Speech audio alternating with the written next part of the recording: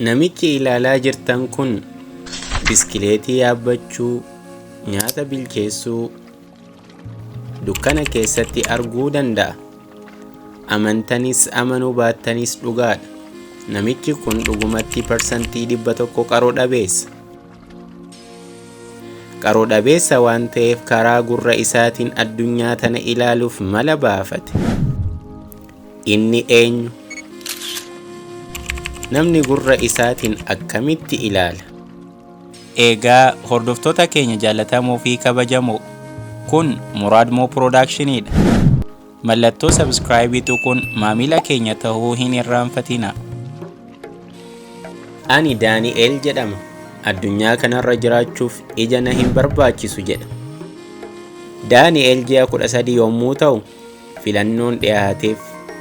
Filannoon kunis jireenya isaa isa hafe jaamaa ta'uu yookaan karaa biraatiin addunyaa tana ilaaluu ture. Kanaaf sagalee haala adda ta'een fayyadamuudhaan gargaarsa gurra isaatiin dandeettii isaa guddiseera. Ani arraba kootitti fayyadamee sagalee baasa. Sagaleen sunis wantoota garagaraa naannoo san jiranitti bu'ee sagalee garagaraa naaf kenna.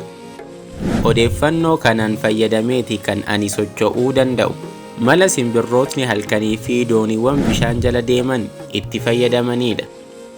Akkasumas shaakala gahaa gochuudhaan ilmi namaas dandeettii kana gonfachuu danda'a.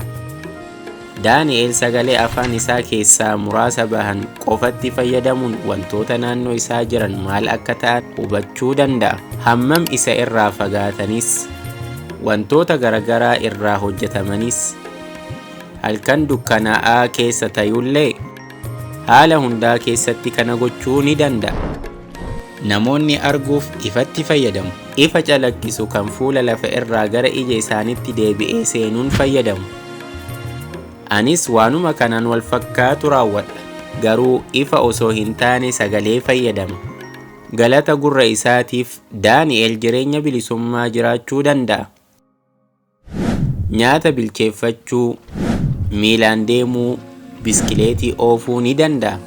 Kanneen hunda isaaniitu mataa isaatiin raawwachuu danda'a.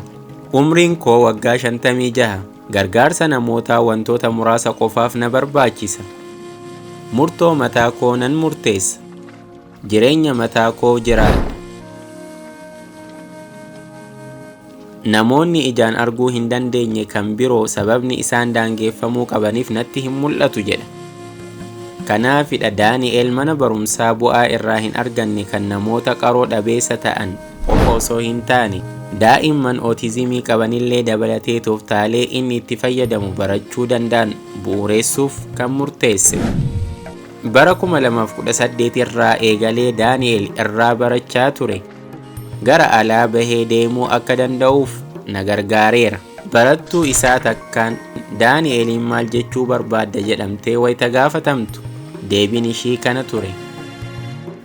Ijoollee fi namoota addunyaa kanarra jiran kanneen biroo arguu hin dandeenye addunyaa isaanii akka naanna'an gargaarteerta. Hojii ajaa'ibaa hojjechaa jirta. Itti fufi jechuu barbaade jetti.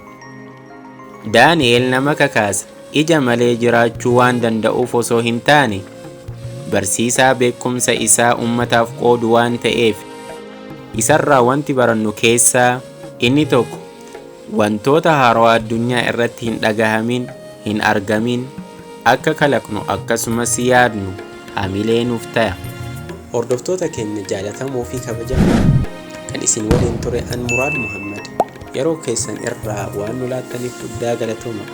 Yaada yoo qabaattan koomentii nu dhaqqabaa. Like, subscribe gochuu hin irraanfatina.